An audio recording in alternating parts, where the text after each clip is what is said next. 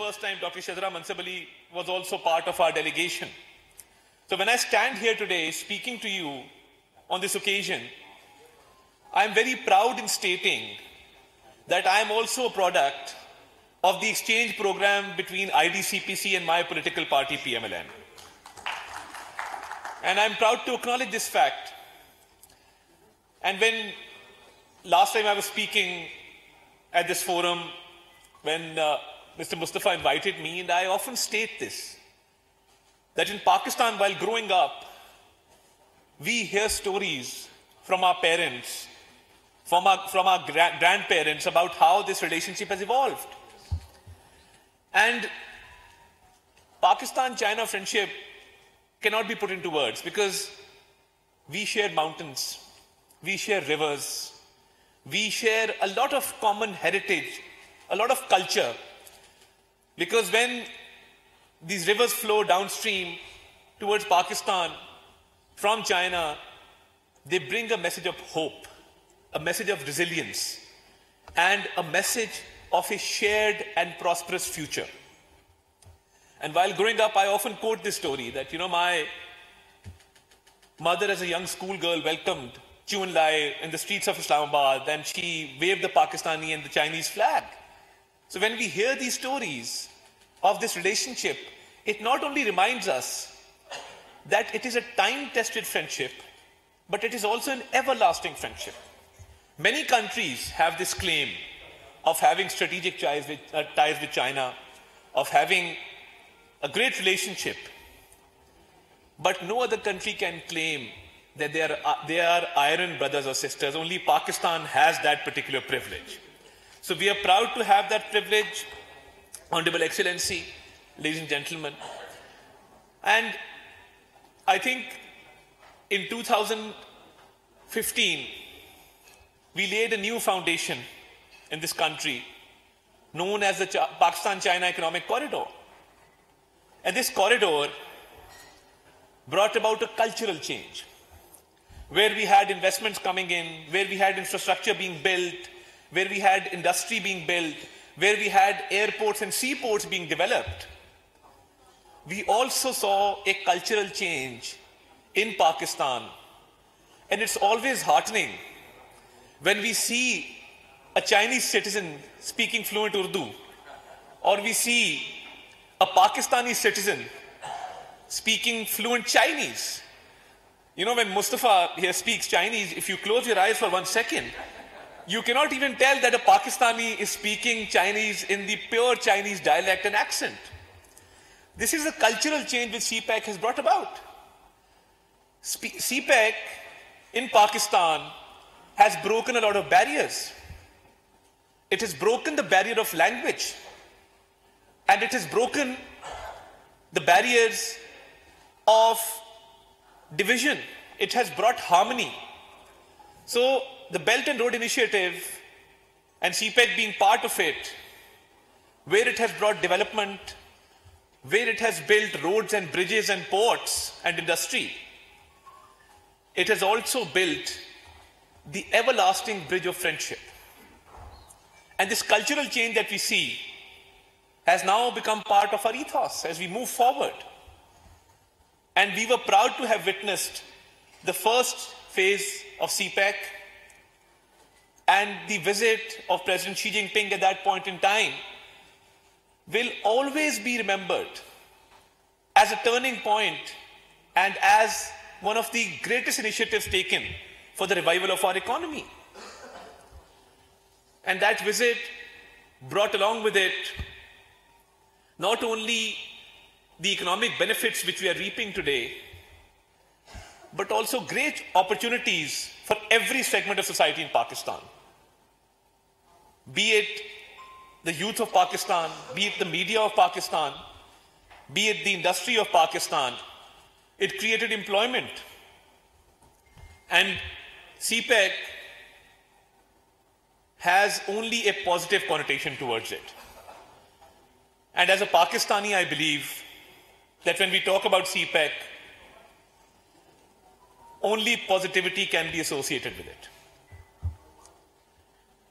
When we look at the digital age. And as information minister, I've developed Pakistan's first digital communication department. Why? Because there was no digital footprint. I had to change the rules of business and come up with the first digital communication department. Because the government of Pakistan believed for effective communication, there has to be a digital footprint, there has to be a digital segment. We are moving towards evolution.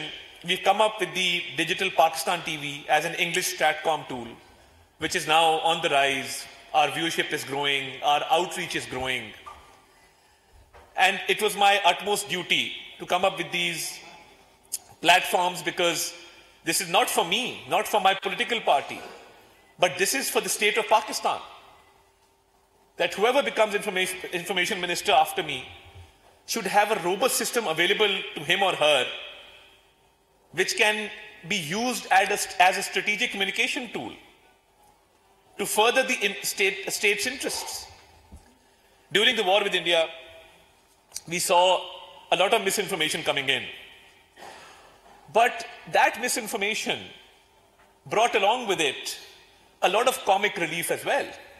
So when the Indian media destroyed the port of Lahore or the port of Multan, we really enjoyed that misinformation.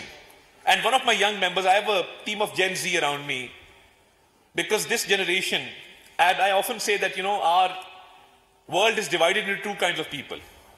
We have the digital natives and the digital immigrants. So the success of countering misinformation lies in bringing these two communities together. People who are born into technology and people who have adapted technology. And to counter misinformation, we are playing our role.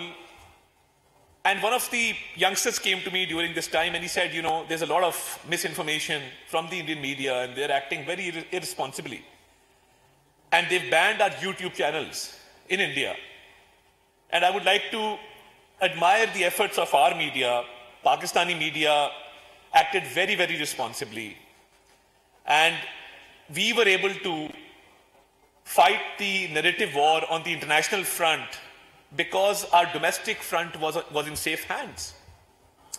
So one of the youngsters came up to me and he said, what we can do is, they've banned our YouTube channels, we can air our content on their YouTube channels. And we came up with an innovation and we were able to successfully load that content within the geographical boundaries of India. Why I've quoted this particular incident is because technology is changing. The art of narrative making is changing. And if you don't change with time, time will change you. And when leaders at the World Economic Forum were asked, which is the biggest challenge of our age, they did not say climate change. They did not say nuclear war. They said misinformation is the biggest challenge of our age. So when I hear some of our naive friends talk about CPEC in a negative connotation, I can only say that they don't know the entire truth. And it is our job to make the world aware of what CPEC stands for. As I said, nothing negative can be associated with this. So, in order to get meaningful engagement and to further strengthen the media cooperation for which we are gathered here today, I will make a few proposals. But you see, CPEC is something which has brought about great harmony between our two countries. And the birth of CPEC 2.0 is a byproduct of CPEC 1, because CPEC 1 was launched successfully, which was mainly focused on G2G agreements, which is a success story in itself. Starting from the establishment of the Gwadar seaport, and last year when Premier Lee was here, we inaugurated the Gwadar airport. These are just few examples of the benefits that we have reaped through CPEC 1. So moving forward, the advent of CPEC 2.0 which is mainly focused on B2B agreements and in empowering the business community, the industrialists in this country, that they can further enhance their capacity and can further build on this friendship of Pakistan-China.